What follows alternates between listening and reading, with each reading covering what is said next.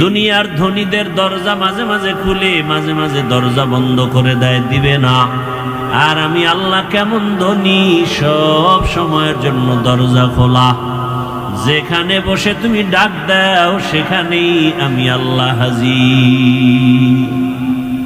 সমুদ্রের মাঝে গিয়া যদি আল্লাহকে ডাকো, আল্লাহ জবাব দিবেননি? কথা বলেন না কেন? অতি গভীর হয় রজনী যখন, নীরবে প্রভুর নাম জপিও তখন। প্রভুর করুণা যদি পাইবারে চাও, গভীর রাতে উঠে প্রভুর গুণগান গাও। রাতের গভীরে কেউ নাই, সব দরজা বন্ধ, আমার মাওলার দরজা বন্ধ নেই। আল্লাহ বলেন উদউনি আস্তাজিব লাকুম, বান্দা তুই চাইতে দেরি, দিতে মোটেও দেরি হবে না।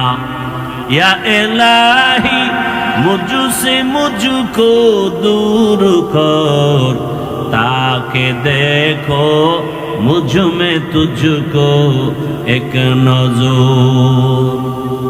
আল্লাহ তাআলা বলেন আমি যা জানি তোমরা তা জানো না রে ফেরেশতারা। এবার আমার আল্লাহ শ্রেষ্ঠ মানুষ বানাবেন। আল্লাহ তাআলা একটা মুক্তা বানাইয়া আল্লাহ কুদরতের হুকুম দিলেন, মুক্তা থেকে পানি বের হওয়া শুরু হয়ে গেল। 20 কোটি বর্গ মাইল এরিয়ায় পানি আসলো একটা মুক্তা থেকে। সুবহানাল্লাহ, আসে না? কার কুদরত? মরা গাছে কথা বলতে পারে না, আল্লাহর কুদরতে পারেনি? বিশ্বাস আছে? পাথর কথা বলতে পারে না, আল্লাহর কুদরতে পারে। যেই একটা ছোট মুক্তা থেকে 20 কোটি বর্গ মাইল এরিয়া পানি আসলো, দয়াময় আল্লাহ পানির উপরে নজর দিলেন কুদরতের। পানির মধ্যে ঢেউ আর তরঙ্গ শুরু হয়ে গেল। একটার সাথে একটা বাড়ি লেগে লেগে ফেনা ফেনা জন্ম নিতে নিতে গাঢ় হয়ে গেল, মাটির চামড়ার মতো। আল্লাহ তাআলা জিব্রাইল আমিনকে বললেন ওখানে তুমি যাও, ওখান থেকে একটু চামড়া নিয়ে আসো, আমি আদমকে বানাবো। জিব্রাইল আমিন আসলেন, মাটির অনুমতি চাইলেন আর পাইলেন না, খালি ফিরে গেলেন। এরপরে মিকাইল আলাইহিস সালামকে আল্লাহ পাঠালেন, ফেরত গেলেন। ইসরাফিলকে পাঠালেন, ফেরত গেলেন। সর্বশেষ আজরাইল আলাইহিস সালামকে পাঠালেন, মাটির উপরে আঘাত করে চামড়া নিয়ে আমার আল্লাহর আদালতে হাজির। দয়াময় আল্লাহ এই মাটির চামড়া দিয়া পয়গম্বর আদমকে বানাইলেন। এটা পৃথিবীর সেন্টার, এখানে আল্লাহ পাক কাবা ঘর নির্মাণ করলেন। আর ওখানের চামড়ার অংশ দিয়া আদম নবীরে বানাইয়া ফেরেশতার সামনে হাজির করলেন। আল্লাহ পাক উপস্থিত ফেরেশতাকে উপলক্ষ করে অর্ডার করলেন, তোমরা যে আল্লাহ বলেন ফেরেশতারা সব মাখলুকাতের নাম বলে দাও, বলে পারি না। ওয়া আল্লামা আদামাল আসমাআ কুল্লাহা, আদম নবীকে আল্লাহ পাক ইলম দান করলেন। আদম নবী মাখলুকাতের নাম বললেন। ফেরেশতারা বুঝতে পারলো আদম আমাদের চেয়ে শ্রেষ্ঠ, আমরা শ্রেষ্ঠ হওয়ার যোগ্য না। আশিক হবে রাদারায়ে শাহিন শাহিদ আলম, আশিক হবে রাদারায়ে শাহিন শাহিদ আলম, मिश्को से ज़ियादा मुबारक जिसका पसीना, मिश्को से ज़ियादा मुबारक जिसका पसीना, कर दिल में तड़प हो मेरे आका का ज़ियारत, कर दिल में तरफ हो मेरे आका का ज़ियारत, एक आन में आए नबी दिखला दे मदीना, एक आन में आए नबी दिखला दे मदीना।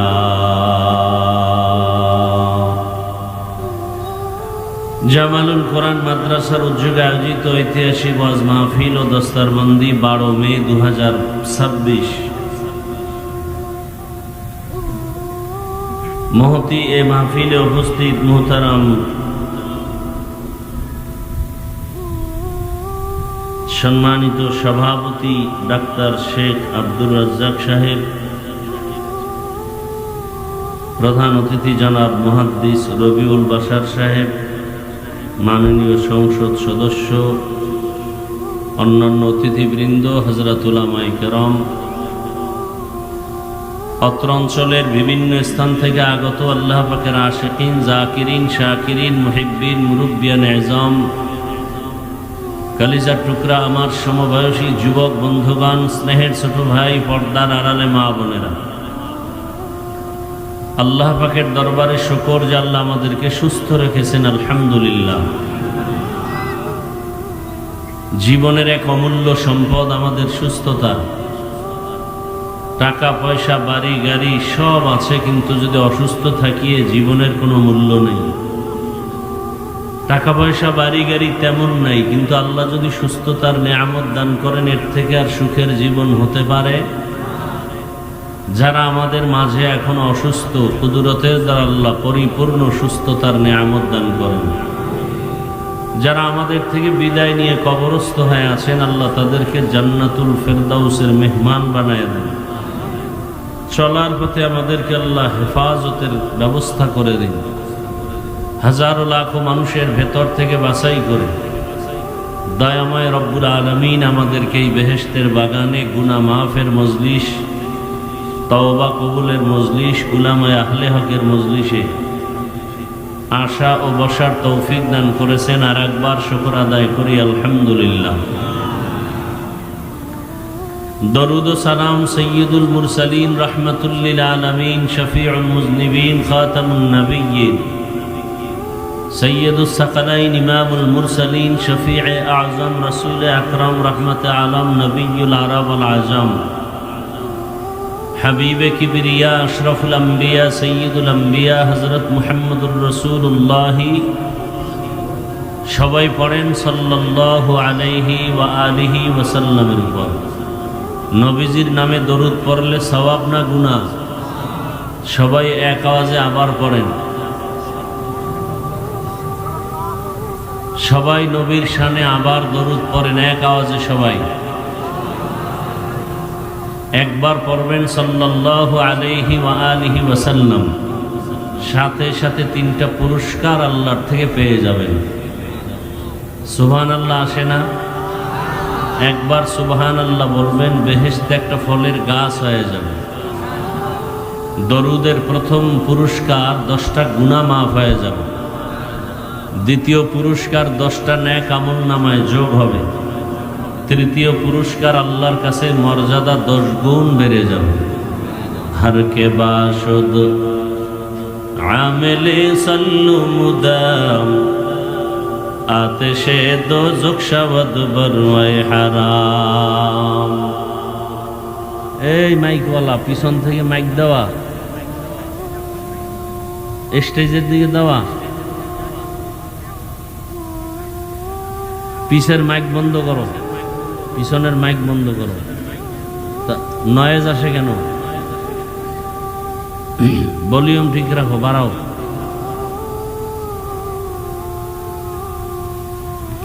তাহলে দরুদ পড়লে লাভ না ক্ষতি? ওলামায়ে কেরাম লিখেছেন কমপক্ষে 300 বার দরুদ পড়া উচিত একজন মুমিন আশিকদের জন্য। আল্লাহ বেশি বেশি বেশি বেশি দরুদের আমল করার তৌফিক দান করেন। মনিটরের সাউন্ড বাড়াও। সর্বোপরি শুকর যাদের অক্লান্ত পরিশ্রমের মাধ্যমে আজ সুন্দর আয়োজন, সময়, পরামর্শ, অর্থ দিয়ে দোয়া করে উপস্থিত হয়ে মাইক, লাইট, প্যান্ডেলের ব্যবস্থাপনার মাধ্যমে সহযোগিতা যারা করেছেন, প্রত্যেককেই আল্লাহ পাকে খেদমতের বরকতে দুনিয়াতে শান্তি, পরকালে মুক্তির ব্যবস্থা করে দিন। হযরত উলামায়ে কেরাম আলোচনা করেছেন, আপনারা ধৈর্যের সাথে শুনছেন। উলামায়ে কেরামদের কথাগুলো সহি তরিকায় আমল করার তৌফিক দান করেন। ওলামায়ে কেরামের ইজ্জতকে আল্লাহ বেশি বেশি বাড়ায় দেন। ওলামায়ে কেরামের ইজ্জত নষ্ট করার জন্য যারা চক্রান্ত করে আল্লাহ ওদের হেদায়াত দান করেন। আমি আপনাদের দোয়া নিতে আসছি এবং সংক্ষেপ দু চারটি কথা বলার নিয়তে কোরআনে হাকিমের এক আয়াতে কারিমা, নবীজির অসংখ্য হাদিস থেকে এক টুকরো হাদিস পড়েছি। ইখলাস ও রুহানিয়াতের সমন্বয়ে সহি নিয়তে সহি তরিকায় সহি কিছু কথা কোরআন সুন্নাহর আলোকে আমাকে বলার মতো, আপনাদেরকে শুনবার মতো আল্লাহ তৌফিক দান করেন। ইন্না আউওয়ালা বাইতিন উযিআ লিন-নাসি লাল্লাযী বিবাক্কাতা মুবারাকান ওয়া হুদাল লিল আলামিন। আল্লাহ বলেন, নিশ্চয়ই পৃথিবীতে প্রথম ঘর আমি নির্মাণ করেছি বাক্কা নগরীতে মানুষের কল্যাণের জন্য, বরকতপূর্ণ ঘর এবং গোটা জগৎবাসীর হেদায়াতের জন্য।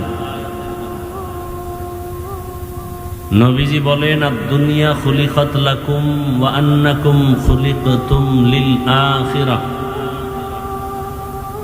দুনিয়াতে আল্লাহ যা কিছু সৃষ্টি করেছেন সব মানুষ তোমার খেদমতের জন্য, আর তুমি মানুষকে আল্লাহ সৃষ্টি করেছেন একমাত্র আল্লাহর ইবাদতের জন্য। এ হলো আয়াত হাদিসের তরজমা। খুব খেয়াল করবেন, উঠা বসা করবেন না, ডিস্টার্ব করবেন না, নিজেও ক্ষতিগ্রস্ত হবেন না, অন্যেরও ক্ষতি করার অপচেষ্টা করবেন না। মাইক বাহিরে লাগানো আছে, যাদের ভালো লাগে না তারা বাইরে গিয়া বয়ান শুনবে, দুনিয়ার কিছু কাজও করতে পারবে। আর এটা হইল সিক্রেট বেহেশতের বাগান। এ বাগানের এত মূল্য যে বসার সাথে সাথে জীবনের সব গুনাহ মাফ হয়ে যাচ্ছে। অতএব এই বাগানে বসে কেউ ধৃষ্টতাপূর্ণ আচরণ করবেন না। শেষ দোয়া করে যাব ইনশাআল্লাহ। আল্লাহ পাক শেষ দোয়া পর্যন্ত মাহফিল কবুল করেন।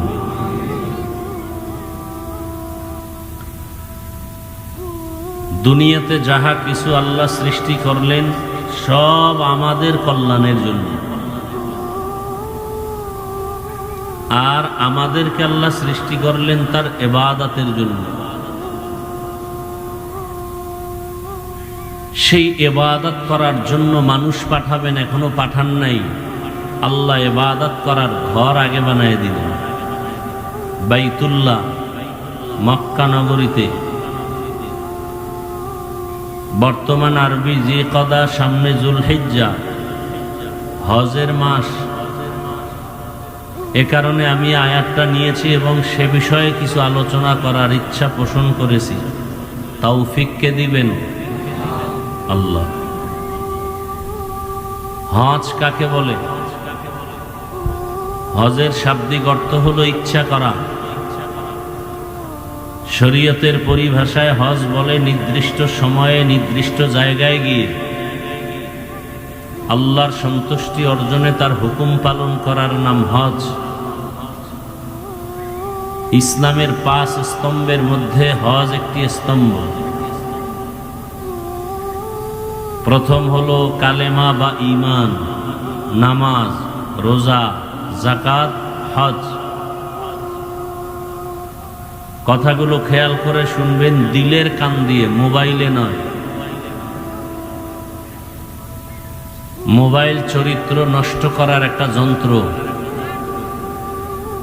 মোবাইল জাহান্নামে দ্রুত নিয়ে যাওয়ার একটা যন্ত্র। 24টা ঘন্টা যারা মোবাইল নিয়ে ব্যস্ত থাকেন, বেহেশতের বাগানে এসে 1টা ঘন্টা কি মোবাইল থেকে নিজেকে দূরে রাখা যায় না? কপাল এত খারাপ। এই 1টা ঘন্টা মোবাইল হাতে না নিলে কি ক্ষতি হবে আপনাদের?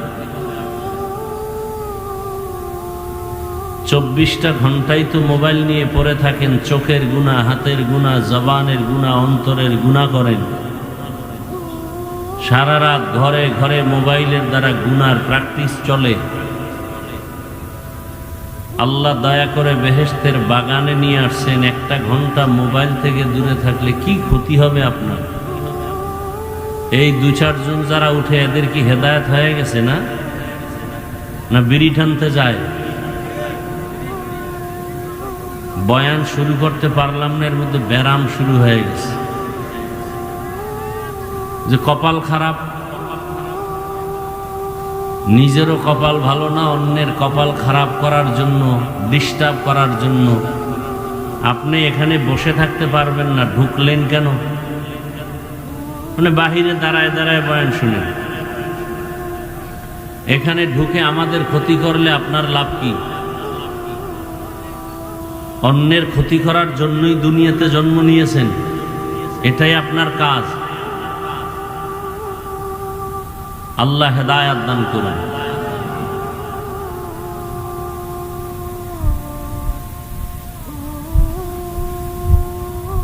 ইসলামের 5টি স্তম্ভ, ঈমান, ঈমানের বিষয়ে অনেক বয়ান কোরআন হাদিসে আছে, বাকি ঈমানের নামে কোনো সূরা নাই। রোজার আয়াত আছে অনেকগুলো, রোজার নামে কোনো সূরা নাই। যাকাতের বিষয়ে আয়াত আছে অনেক, আয়াত যাকাত সম্পর্কে কোনো সূরা নাজিল হয়নি।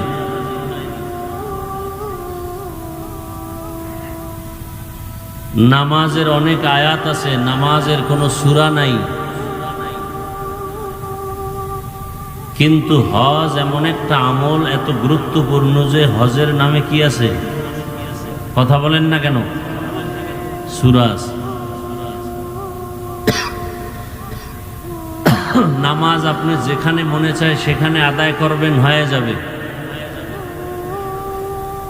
সফরে থাকেন, নামাজ আদায় করেন, হবে। রোজা আদায় করেন, হবে। যাকাত আদায় করেন, হবে।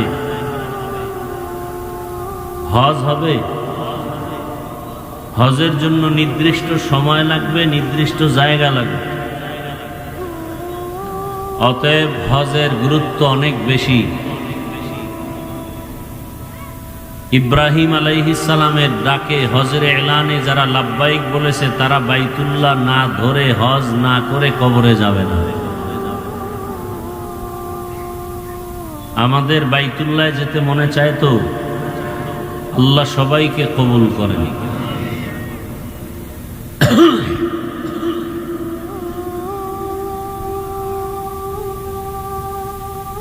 নারী পুরুষ, যুবক যুবতী, ছেলে মেয়ে,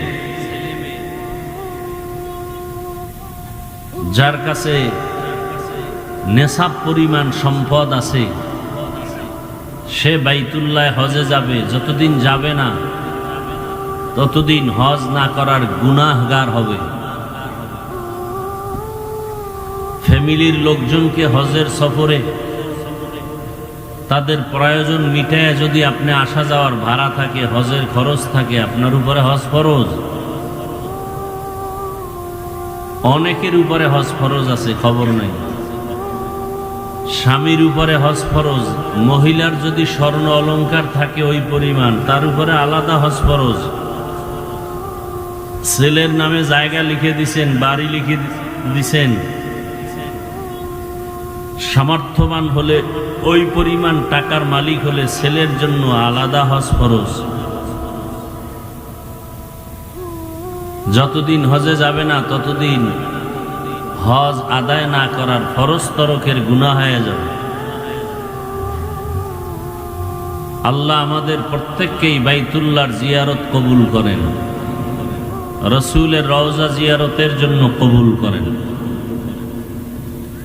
তাহলে দুনিয়াতে যাহা কিছু আল্লাহ সৃষ্টি করেছেন সব মানুষের গোলামি করার জন্য।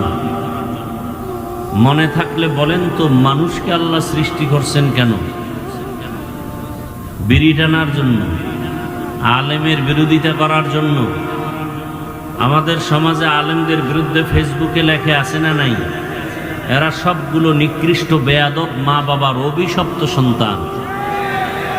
চূড়ান্ত বেয়াদব না হলে, মা বাবার অভিশাপ কপালে না থাকলে আলেমের পিছনে লাগতে পারে না। যে আলেম না সে কোনোদিন আলেমের বিরুদ্ধে কথা বলার অধিকার নাই। আলেমের পেছনে আলেমরাই সমাধানের জন্য কাজ করবেন, অন্য কেউ না। আল্লাহ বুঝার তৌফিক দান করেন।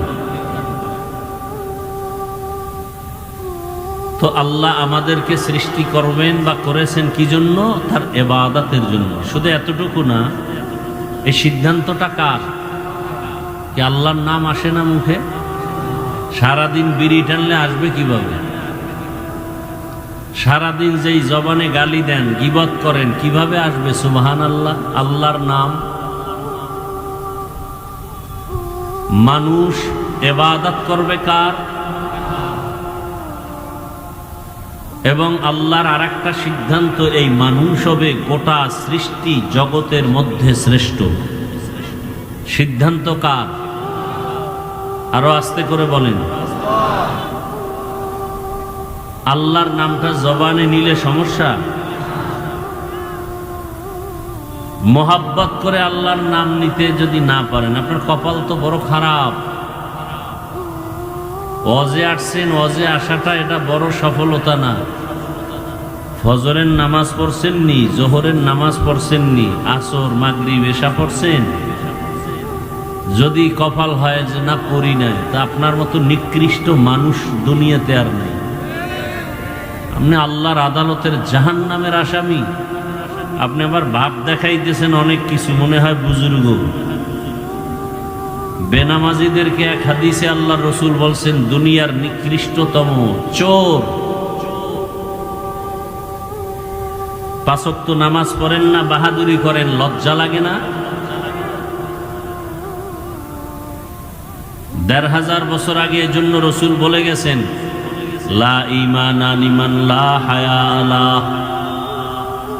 যাদের লজ্জা নাই ওদের ঈমান নাই। আল হায়াউ শু'বাতুম মিনাল ঈমান।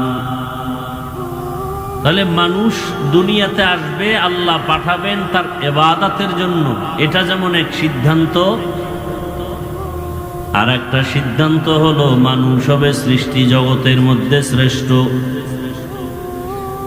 ওয়ালাকাদ কাররামনা বনি আদম وحملناهم في البر والبحر ورزقناهم من الطيبات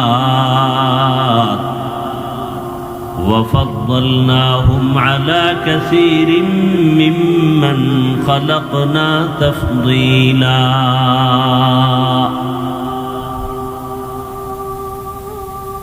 আল্লাহ তাআলা স্থায়ী সিদ্ধান্ত করে ফেলেছেন, জমিনের মধ্যে মানুষ ইবাদতের জন্য আসবে। এবং এটাও আল্লাহর ফাইনাল সিদ্ধান্ত, মানুষ হবে সৃষ্টি জগতের ভেতরে শ্রেষ্ঠ। আল্লাহ তাআলা বলেন, বনি আদমকে আমি সৃষ্টির শ্রেষ্ঠ মর্যাদা দান করেছি। বনি আদম, দুনিয়াতে চলার জন্য আমি জমিনে রাস্তা করেছি, পানির মধ্যেও রাস্তার আয়োজন করে দিলাম। আমি আল্লাহ গর্তের পিপিলিকার খানাও দেই। আমি আল্লাহ উড়ন্ত পাখির খানার ব্যবস্থাও করি। সমুদ্রের ভেতরে 1000 ধরনের মাছ, এগুলোর খানার ব্যবস্থাও আমার আল্লাহ করেন। জঙ্গলের 1000 প্রাণীর খানা একমাত্র আমার আল্লাহ ব্যবস্থা করেন। তবে মানুষের খানাও আল্লাহ দেন। অন্য প্রাণীর চেয়ে মানুষের খানা বেশি ভালো, বেশি পিওর, বেশি পবিত্র, বেশি মজাদার। গর্তা ওয়াকুল মিকুনিহার সবহ শাম। গর্তা ওয়াকুল মিকুনিহার সবহ শাম। মিরাসানাত রিজক তু আজলা মাকাম। জুজবা হক চীজে মখাজ ইনসুজা। ফজলে উ আমস্তে দর জুমলা জাহান। মানুষের চলার পথ, সাপ চলে, সাপ, ওদেরও রাস্তা আছে না নাই? তবে মানুষের চলার রাস্তা বড় রাজকীয় রাস্তা, বড় শান্তির, বড় ভালো। কারণটা কি? আমি আল্লাহ মানুষকে বড় শ্রেষ্ঠত্ব মর্যাদা দান করেছি, এজন্যই মানুষের এত সুন্দর আয়োজন। মানুষের খানা অন্য প্রাণীর খানার থেকে বড় দামি, বড় পিওর, বড় মজাদার। মানুষের খানার মতো মজার খানা আমি কোনো প্রাণীকে দেই না। জমিনে চলার মতো রাস্তা করে দিলাম, পানির মধ্যে চলার ব্যবস্থা করে দিলাম। আমি আল্লাহ মানুষের সম্মান আর মর্যাদা টাকার কারণে দেই নাই, খানার কারণে না, বরং আমি মানুষের মর্যাদা দিলাম এরা আমি আল্লাহর ইবাদত করবে, গুনাহ থেকে নিজেকে বাঁচায় রাখবে। قال النبي صلى الله عليه وآله وسلم اتق المحارم تكن أعبد الناس। আল্লাহর নিষিদ্ধ জিনিস থেকে নিজেকে বাঁচাও, আল্লাহ মানুষের মাঝে তোমার মর্যাদাকে সর্বোচ্চ মানদণ্ডে নিয়ে দিবেন। আল্লাহ তাআলা ইবাদত করার জন্য দুনিয়াতে মানুষ বানাবেন, এটা সিদ্ধান্ত হয়ে গেল। সাথে আরো সিদ্ধান্ত, আল্লাহ যত মাখলুক সৃষ্টি করেছেন সব মাখলুকের মধ্যে মানুষ হবে শ্রেষ্ঠ। সিদ্ধান্ত কমপ্লিট। এখনো মানুষ বানান নাই, ফেরেশতাদের সাথে আল্লাহ পরামর্শ করলেন। إذ قال ربك للملائكة إني جاعل في الأرض خليفة। স্মরণ করো সেই সময়ের কথা, যেই সময় দামায়ে রব্বুল আলামিন ফেরেশতাদের সাথে মশওয়ারা করে বললেন, ও ফেরেশতা,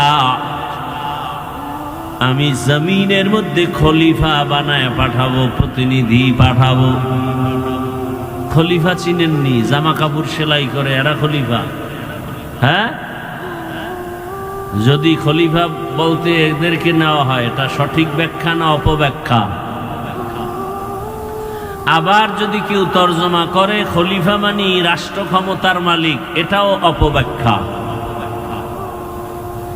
আল্লাহর প্রতিনিধি সব নবী রাসূলগণ, আল্লাহর দ্বীনের কাজ, দ্বীনের দাওয়াত মানুষের কাছে পৌঁছাইয়া দেওয়া, এটা আল্লাহর খলিফা যারা তাদের কাজ। আর দ্বীনের দাওয়াত পৌঁছানো সেটা রাষ্ট্রীয় ক্ষমতার মাধ্যমেও হতে পারে, দাওয়াত ও তাবলীগের মাধ্যমে হতে পারে, বয়ানের মাধ্যমে, দর্স তাদরিসের মাধ্যমে হতে পারে, তাসকিয়ায়ে নফসের মাধ্যমে হতে পারে। ফেরেশতারা একথা শুনে ডিস্টার্ব করলে মোনাজাত দিয়ে দিল, এত ঠেকা নাই আপনাকে পাও ধরে বয়ান শুনাইতে হবে। আপনারা বয়ান শুনতে না চাইলে আমাদের জোর করে শুনানোর দরকার নেই। কষ্ট করে আসছি, কষ্ট করে চলে যাব।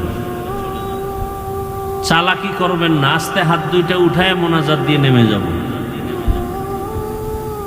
আমরা সোনাবন্দের গান গাইতে আসি না, বয়ান করতে অনেক কষ্ট,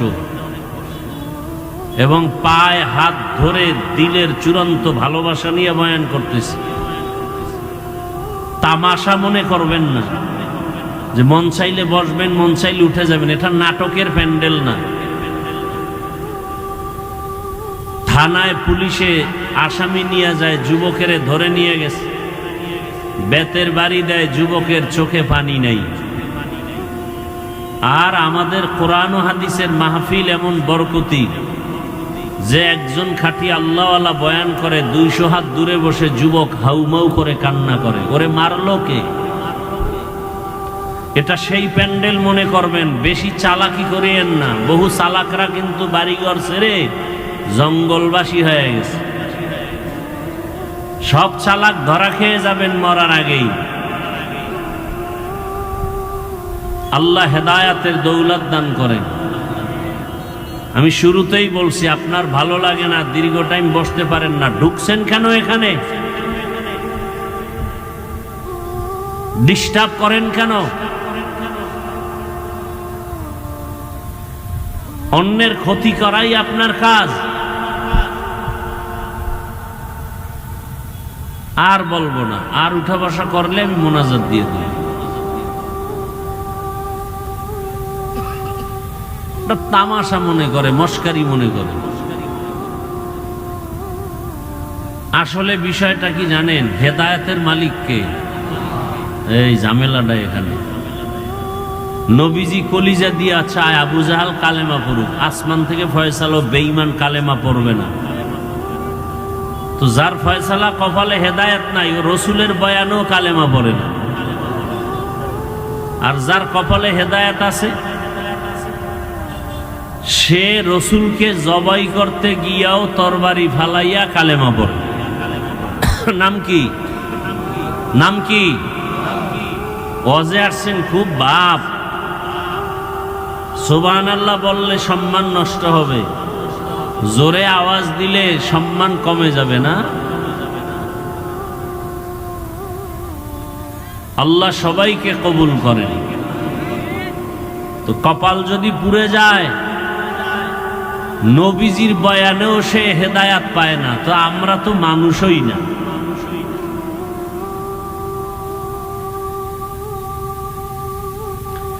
ফেরেশতাদের সাথে যখন আল্লাহ এই কথাটা ব্যক্ত করলেন, ফেরেশতারা জানতে চাইলেন, হে মালিক, যেই জাতিটাকে আপনি বানাবেন ইবাদতের জন্য এবং তারা হবে সৃষ্টির শ্রেষ্ঠ, তাদের আদর্শটা কেমন হবে? আল্লাহ ভিন্ন জায়গায় বলে দিলেন, والشمس وضحاها والقمر إذا تلاها والنهار إذا جلاها والليل إذا يغشاها والسماء وما بناها والأرض وما طحاها ونفس وما سواها فألهمها فجورها وتقواها در قیامت ای زمیندر نے کوبت کہ زنا دیدہ گواہی হাদেহা। অনেকগুলো জিনিসের শপথ করে আল্লাহ বলেন, যেই জাতিকে আমি বানাবো ইবাদতের জন্য, এরা হবে সৃষ্টি জগতের ভিতরে শ্রেষ্ঠ। তবে এদের আদর্শ হবে, এরা চাইলে গুনাহও করতে পারবে, চাইলে নেক আমলও করতে পারবে। এরা চাইলে মাথায় ক্যাপ লাগাবে, চাইলে মাথায় টুপিও লাগাতে পারবে। এরম লোক নাই? এরা চাইলে দাড়ি কাটতেও পারবে, দাড়ি রাখতেও পারবে। কারণ দুনিয়াটা পরীক্ষার হাল। الذي خلق الموت والحياة ليبلوكم أيكم أحسن عملا وهو العزيز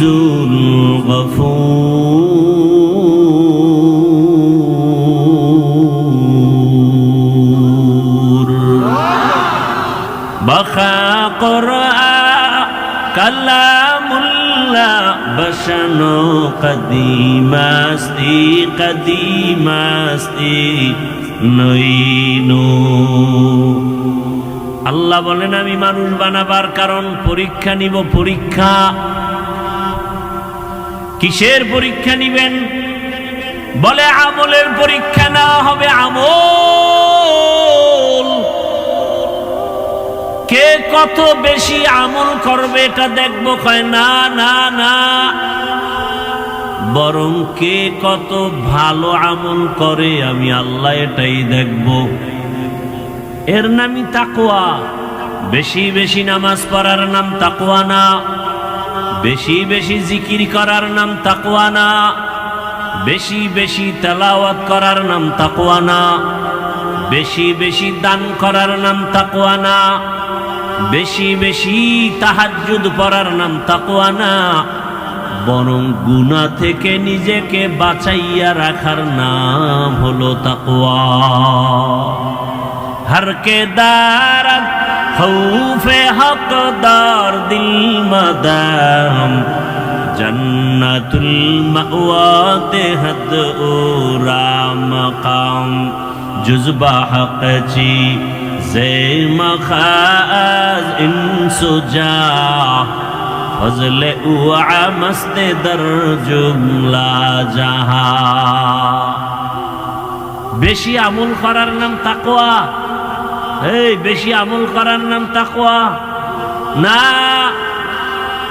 ভালো আমল করো এর নাম তাকওয়া। আল্লাহ দুনিয়ায় পাঠাইছেন পরীক্ষা নিবেন, আমলের পরীক্ষা নিবেন। এখন যদি কেউ বলে আমল বেশি লাগে না, আমলের দরকার নাই, বুঝা গেল ওই লোকটার অন্তরে নেফাকিতে ভরা।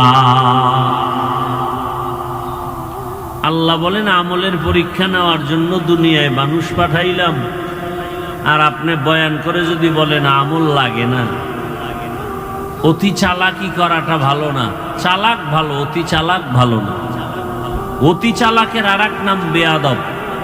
লিকুল্লি শাইইন জিনাতুন ফিল ওয়ারা ওয়া জিনাতুল মারই তামামুল আদাবি আজ খুদা খা হিম তৌফিকে আদব বেআদব মাহরুমে গাশ আজ ফজলে রব। যখনই আল্লাহ বললেন যেই জাতিটাকে আমি শ্রেষ্ঠ মর্যাদা দিয়া বানাবো, এরা চাইলে ন্যাক করতে পারবে, চাইলে গুনাহও করবে। ফেরেশতারা জবাব দিলেন নাহনু নুসাব্বিহু বিহামদিকা ওয়া নুকদ্দিসু লাক। ও দয়ার মালিক, তোমার প্রশংসা গুণগান করার জন্যই তো আমরা যথেষ্ট, আবার একদল জাতি কেন বানাবা? এগুলো এক কথা, ভিতরে আর এক কথা। যারা অপরাধী, অপরাধ করবে, গুনাহ করতে পারবে, এরা কিভাবে শ্রেষ্ঠ হবে? শ্রেষ্ঠ তো তারা হবে যারা অপরাধ করে না। তার মানে আমরাই শ্রেষ্ঠ হওয়ার যোগ্য। ফেরেশতাদের এই কথা, এই মনের আকুতি আল্লাহ জানেন। কথা বলেন না কেন? এবার আল্লাহ বাস্তবে এদের জবাব দিলেন। আল্লাহ এক জবাব দিলেন, কথার জবাব কথায়, আর মনের ভিতরে যে একটা প্রশ্ন রাখছে এটা দিলেন বাস্তবে। কথার জবাব কি?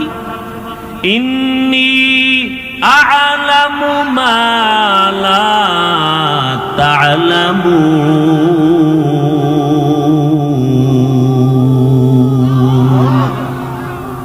আমি আল্লাহ যাহা জানি তোমরা তা জানো না।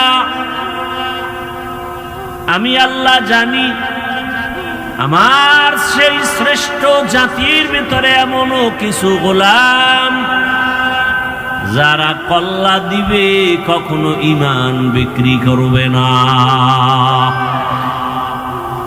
কি আপনারা কি সেই ঈমানদার? কথা কয় না। ভোটের আগের রাত্রে টাকা খাইছেন না? যারা টাকা খাওয়াইছে এরাও নিকৃষ্ট জালেম, যারা খাইছে ওরাও নিকৃষ্ট জালেম। কিয়ের পীর সাহেবের মুরিদার তাবলিগওয়ালা আর হাজি সাহেব ভোটের আগের রাত্রে যারা টাকা খাইছে গোপনে, এরা সবগুলো দুর্নীতিবাজ, দেশের দুশ্মন। এদের সন্তানেরা কোনোদিন ভালো হবে না। গাছ যেমন হবে ফল তেমন হবে। আপনি তো নিজেরে খুব ভাবে আছেন, বুজুর্গ মনে করেন। আপনার চরিত্র তো চার পাওয়ালা জানোয়ার থেকেও খারাপ। লজ্জা শরম নাই দেখা সমাজে আবার মুখ দেখান, আবার জবান খুলে কথা বলেন। সুদের টাকায় ব্যবসা যে করে সে তো সমাজের নিকৃষ্ট ব্যক্তি। অথচ আমাদের সমাজ এত সমাজ নষ্ট যে এদেরকে আবার পৃথিবীর শ্রেষ্ঠ জায়গা মসজিদের দায়িত্ব দেয়। আল্লাহ হেদায়াত দান করুন। ভাইরা আমার,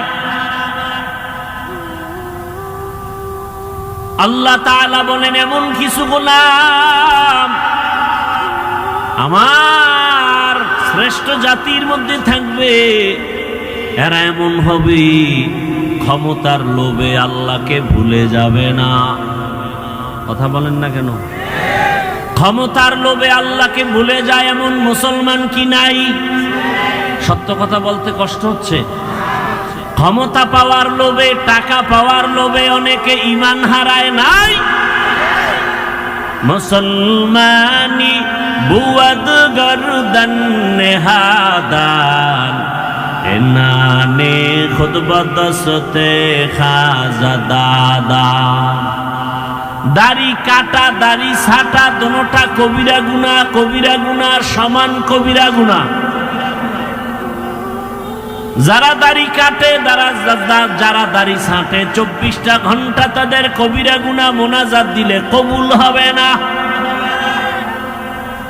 কেন তুমি দাড়ি কেটেছো? বলবে আমার চাকরি ঠিক রাখার জন্য। তার মানে ওই লোকটার ঈমান এত দুর্বল যে চাকরি না করলে মনে হয় না খাইয়া মরে যাব। ও বান্দা তাকায়া দেখো, গর্তের পিপিলিকার খানা কে দেন? জবান খুলে বলেন কে? উড়ন্ত পাখির খানা কে দেন? নদীর ভেতরের মাছের খানা কে দেন? জঙ্গলের ভেতরের প্রাণীর খানা কে দেন? ওরা দামি নাকি আমরা মানুষ দামি? ওরা দামি না আমরা? তাহলে আমাদেরকে তো আল্লাহ খানা আরো আরামে দিবেন, অথচ আমরা কেন খাই খাই জীবনের জন্য পাগল হয়ে গেলাম? আমাদের খানা তো বালিশের কাছে আসবে, কিন্তু না, আমরা খানার জন্য কষ্ট পাই, মামলা হামলার শিকার হই, একমাত্র কারণ আমরা আল্লাহর গোলাম হতে পারি নাই, মুসলমান নামে করি গাদ্দারি। কি কোরআনের মাহফিল হবে, এখানে হিন্দুরা বাধা দিছে। বাধা দেয় কারা? মুসলমান। যে এখানে ওয়াজ হতে পারবে না, মুসলমান বাধা দেয়। কত বড় নিকৃষ্ট জানোয়ার! আল্লাহ হেদায়েত দান করুন। রিজিকের মালিক কে? ইয়া আইয়ুহান নাস আনতুমুল ফুকারাউ ইলাল্লাহ ওয়াল্লাহু হুয়াল গানিয়্যুল হামিদ।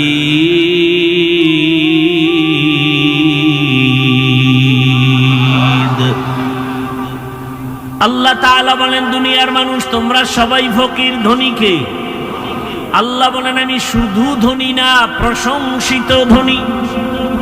দুনিয়ার সব টাকাওয়ালারা প্রশংসিত টাকাওয়ালা না, ধনী না। 5 টাকা দান করলে 10 টাকার ধমক দেয়, দান করে আবার খোঁটা দেয়, আছে না নাই? আল্লাহ বলেন, আমি যারে যা দরকার তার থেকে বেশি দেই। দুনিয়ার ধনীদের দরজা মাঝে মাঝে খুলে, মাঝে মাঝে দরজা বন্ধ করে দেয়, দিবে না। আর আমি আল্লাহ কেমন ধনী, সব সময়ের জন্য দরজা খোলা। যেখানে বসে তুমি ডাক দাও সেখানেই আমি আল্লাহ হাজির। সমুদ্রের মাঝে গিয়া যদি আল্লাহকে ডাকো, আল্লাহ জবাব দিবেননি? কথা বলেন না কেন? অতিও গভীর হয় রজনী যখন, নীরবে প্রভুর নাম জপিও তখন। প্রভুর করুণা যদি পাইবারে চাও, গভীর রাতে উঠে প্রভুর গুণগান গাও। রাতের গভীরে কেউ নাই, সব দরজা বন্ধ, আমার মাওলার দরজা বন্ধ নেই। আল্লাহ বলেন, উদউনি আস্তাজিব লাকুম। বান্দা তুই চাইতে দেরি, দিতে মোটেও দেরি হবে না। ইয়া ইলাহি মুঝসে মুঝকো দূর কর, ताके देखो मुझ में तुझको एक नजर। আল্লাহ তাআলা বলেন আমি যা জানি তোমরা তা জানো না রে ফেরেশতারা। এবার আমার আল্লাহ শ্রেষ্ঠ মানুষ বানাবেন। আল্লাহ তাআলা একটা মুক্তা বানাইয়া আল্লাহ কুদরতের হুকুম দিলেন, মুক্তা থেকে পানি বের হওয়া শুরু হয়ে গেল। 20 কোটি বর্গ মাইল এরিয়ায় পানি আসলো একটা মুক্তা থেকে। সুবহানাল্লাহ আসে না? কার কুদরত? মরা গাছে কথা বলতে পারে না, আল্লাহর কুদরতে পারেনি? বিশ্বাস আছে? পাথর কথা বলতে পারে না, আল্লাহর কুদরতে পারে। যেই একটা ছোট মুক্তা থেকে 20 কোটি বর্গ মাইল এরিয়া পানি আসলো, দয়াময় আল্লাহ পানির উপরে নজর দিলেন কুদরতের। পানির মধ্যে ঢেউ আর তরঙ্গ শুরু হয়ে গেল।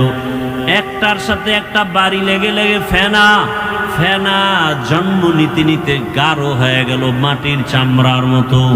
আল্লাহ তাআলা জিব্রাইল আমিনকে বললেন, ওখানে তুমি যাও, ওখান থেকে একটু চামড়া নিয়ে আসো, আমি আদমকে বানাবো। জিব্রাইল আমিন আসলেন, মাটির অনুমতি চাইলেন আর পাইলেন না, খালি ফিরে গেলেন। এরপরে মিকাইল আলাইহিস সালামকে আল্লাহ পাঠালেন, ফেরত গেলেন। ইসরাফিলকে পাঠালেন, ফেরত গেলেন। সর্বশেষ আজরাইল আলাইহিস সালামকে পাঠালেন, মাটির উপরে আঘাত করে চামড়া নিয়ে আমার আল্লাহর আদালতে হাজির। দয়াময় আল্লাহ এই মাটির চামড়া দিয়া পয়গম্বর আদমকে বানাইলেন। এটা পৃথিবীর সেন্টার। এখানে আল্লাহ পাক কাবা ঘর নির্মাণ করলেন, আর ওখানের চামড়ার অংশ দিয়া আদম নবীরে বানাইয়া ফেরেশতার সামনে হাজির করলেন। আল্লাহ পাক উপস্থিত ফেরেশতাকে উপলক্ষ করে অর্ডার করলেন, তোমরা যে আল্লাহ বলেন ফেরেশতারা সব মাখলুকাতের নাম বলে দাও, বলে পারি না। ওয়া আল্লামা আদামাল আসমাআ কুল্লাহা, আদম নবীকে আল্লাহ পাক ইলম দান করলেন। আদম নবী মাখলুকাতের নাম বললেন। ফেরেশতারা বুঝতে পারলো আদম আমাদের চেয়ে শ্রেষ্ঠ, আমরা শ্রেষ্ঠ হওয়ার যোগ্য না। নিজেদের ভুল বুঝতে পাইরা আল্লাহর কাছে বলেন, সুবহানাকা লা ইলমা লানা ইল্লা মা আল্লামতানা ইন্নাকা আনতাল আলিমুল হাকীম। তুমি আল্লাহ পবিত্র, তুমি আমাদের যে ইলম দিয়েছো এর বাইরে কিছুই জানি না, কোনো ইলম নাই। আদম আমাদের থেকে শ্রেষ্ঠ।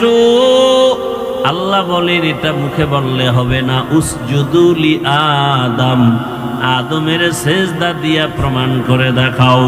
ফাসাজাদু ইল্লা ইবলিস, সবাই সেজদা করলো, ইবলিস সেজদা করে না। আদমকে আল্লাহ সম্মান দিয়ে দেখাইলেন আদম হবে শ্রেষ্ঠ।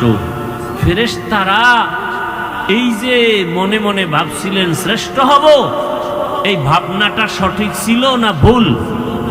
ভুল। এটা আল্লাহর কাছে পেশ করলেন একটা ওসিলা দিয়া। ও আল্লাহ, আমাদের সেই গোপন ধারণাটা ছিল ভুল, আপনার কাছে ক্ষমা চাই। ডাইরেক্ট ক্ষমা না, একটা ওসিলা পেশ করলেন। ওসিলা হলো একটা আমল, ওসিলা দিয়া দোয়া করা পয়গম্বরের সুন্নাত। ওসিলা দিয়া দোয়া করা কি সুন্নাত, ওসিলা দিয়া দোয়া করা কি সুন্নাত। কি ওসিলা? একটা আমল। সে আমলটা কি? যেখানের চামড়া দিয়ে আদমকে আল্লাহ বানালেন, ওই বরাবর 7 আসমান আমরা উপরে তাকাইলে কি দেখি? কথা বলেন না কেন? 7টা দেখেন না একটা? এর উপরে আরো আছে কয়টা? 6টা। নবীজি বলেন আমি মেরাজের রাত্রে গেলাম, প্রত্যেক আসমানে 2টা দরওয়াজা, দরওয়াজার মধ্যে নূরের তৈরি তালা লাগানো। আমি জিব্রাইল সহ সেখানে গেলাম, ঢুকলাম তালা খুলিয়া। এভাবে যাইতে যাইতে 7 আসমান দেখলাম। ও পৃথিবী নামক মধ্যখান জায়গা, যেখানে মাটির চামড়া দিয়ে আদমকে বানালেন, ওই বরাবর 7 আসমানের উপরে একটা কাবা আছে, ওটারও ফেরেশতাদের কাবা, নূরের তৈরি বাইতুল মামুর। মুহূর্তে মুহূর্তে 70,000 ফেরেশতারা তাওয়াফ করে। একবার যারা সুযোগ পাবে কিয়ামতের আগে আর তাদের সিরিয়াল আসবে না। কি পরিমাণ ফেরেশতা আল্লাহ বানায় রাখছেন। ফেরেশতারা বললেন, হে মালিক, আমরা যে তাওয়াফ করি বাইতুল মামুরের, এই তাওয়াফের বরকতে আমাদের মাফ করে দাও। কথা বুঝতেছেন আমার, না খারাপ লাগতেছে আপনাদের? আল্লাহ বললেন, তোমরা গুনাহ চিনো না, গুনাহ বুঝো না, এরপরেও ধারণার অপরাধে যদি তাওয়াফকে ওসিলা বানায় ক্ষমা চাও, তাহলে আমি যাদেরকে শ্রেষ্ঠ মর্যাদা দিয়া বানাবো, ওরা দুনিয়ায় গিয়া গুনাহ করবে, হাতের গুনাহ, চোখের গুনাহ, জবানের গুনাহ, তাদের জন্য তো একটা ক্ষমার ব্যবস্থা করা দরকার। ও জিবরাইল, যাও, ওই চামড়া যেখান থেকে আনছো, আজরাইল আনছে, ওখানে গিয়ে একটা ঘর বানাও বাইতুল্লাহ। আর সাক্ষী দেখো, আমার ওই বাইতুল্লাহ যারা তাওয়াফ করে ক্ষমা চাইবে, আমি তার জীবনের সব গুনাহ মাফ করে দিব। আতিনা ফি দারে দুনিয়া না হাসান, আতিনা ফি দারে উকবা না হাসান, ইয়া গিয়াসাল মুস্তাগীসিন ইহদিনা লিফতিখারা বিল উলুমে ওয়াল গিনা। হর গোরি দেনে কো তু তৈয়ার হ্যায়, জো না মাঙ্গে উসসে তু বেজার হে। মানুষের গুনাহ ক্ষমা করানোর জন্য আল্লাহ বানাইলেন বাইতুল্লাহ ঘর। দুনিয়ার মধ্যখান জায়গা বাক্কা নগরীতে আল্লাহ ঘরটা বানায়া ওয়াদা করে দিলে, এই ঘর তাওয়াফ করলেই তার গুনাহ মাফ হবে। এটা কেমন বরকতের ঘর, তাকায়া দেখবে, তাতেও আমলনামায় সওয়াব। ইন্না আউওয়ালা বাইতিন উযিআ লিন-নাসি লাল্লাযী বিবাক্কাতা মুবারাকান ওয়া হুদা, মুবারাকান ওয়া হুদাল লিল আলামিন।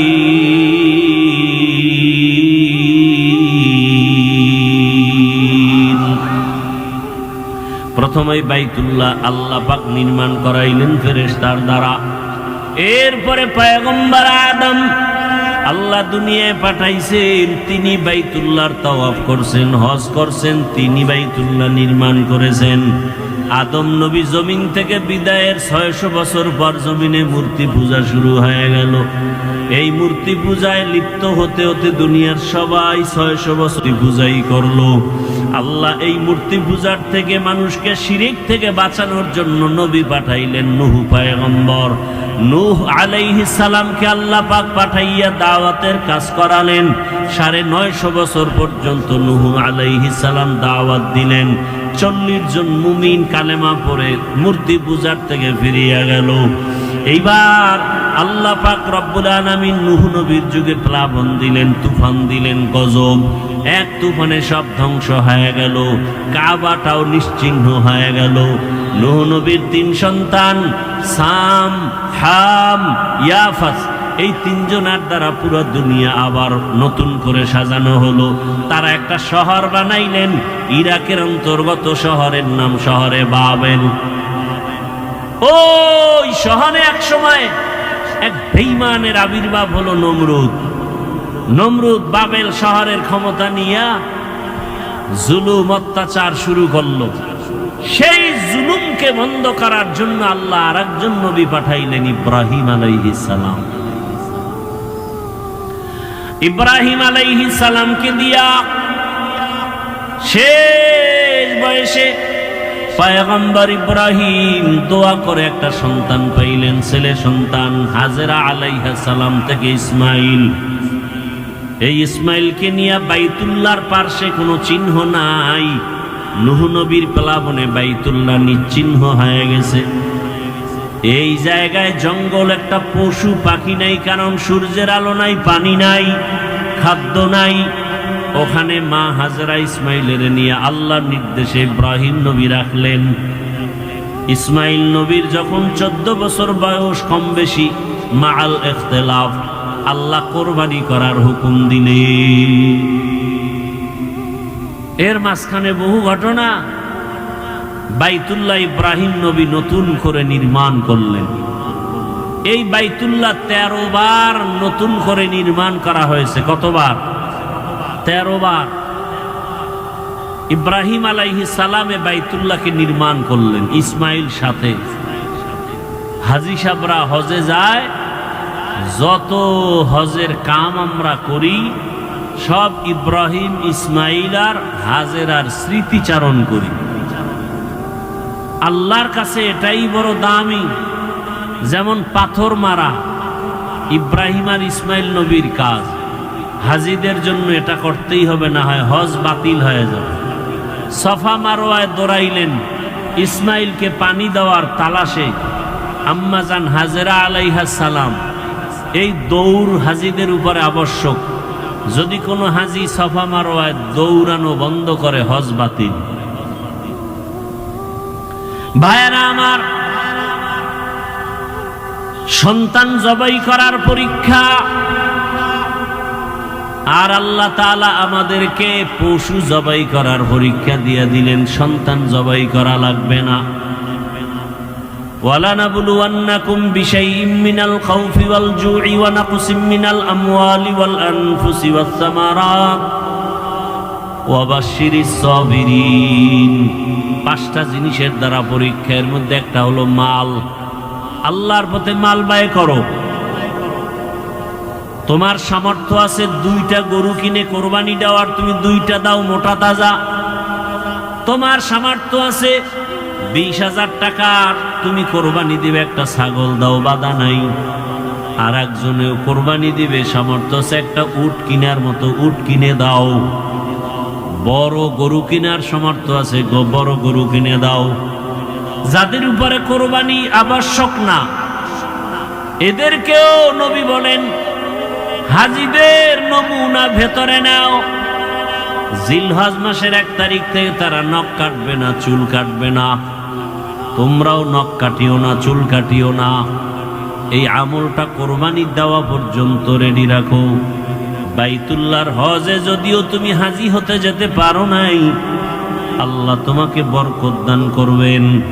আর নামাজ আদায় করে আল্লাহর দরবারে কান্না করো, দোয়া করো, হে আল্লাহ, যেই বাইতুল্লাহ এত দামি ঘর, যে এরিয়ায় গিয়ে একবার আল্লাহ বললে 1 লক্ষ বার আল্লাহ বলার সওয়াব, একটা সিজদা দিলে 1 লক্ষ বার সিজদার সওয়াব।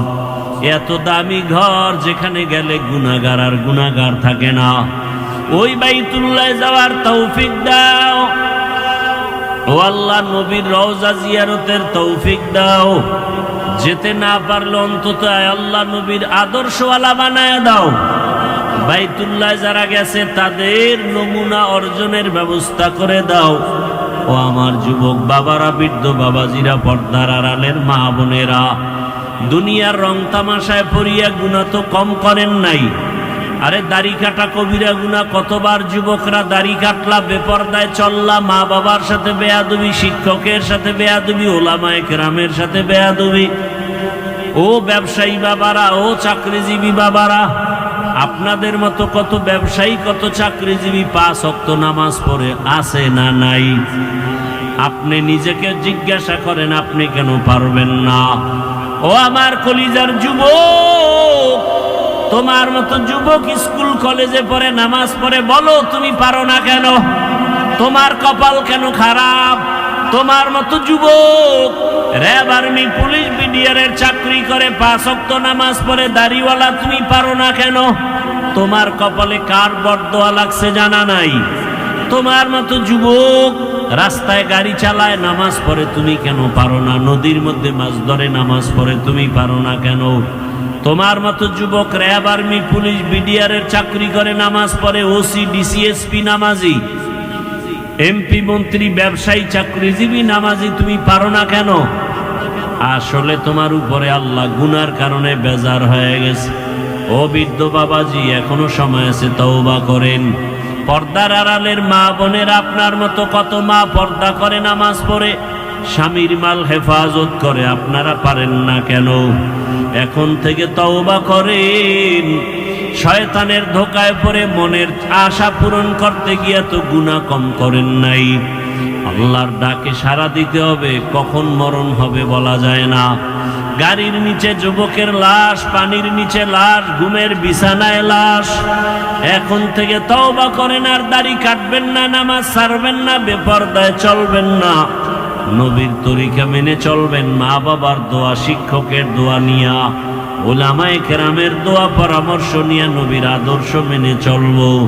তওবা করার মতো যদি নিয়ত হয়, মুনাফিকি না থাকে, খাঁটি তওবার নিয়তে দুটো হাত আমার আল্লাহকে দেখায় দাও। আয় আল্লাহ, হাতগুলো কবুল করে নেন, তওবা কবুল করে নেন, তওবার উপরে মজবুত হইয়া চলার তৌফিক দান করেন, আমিন।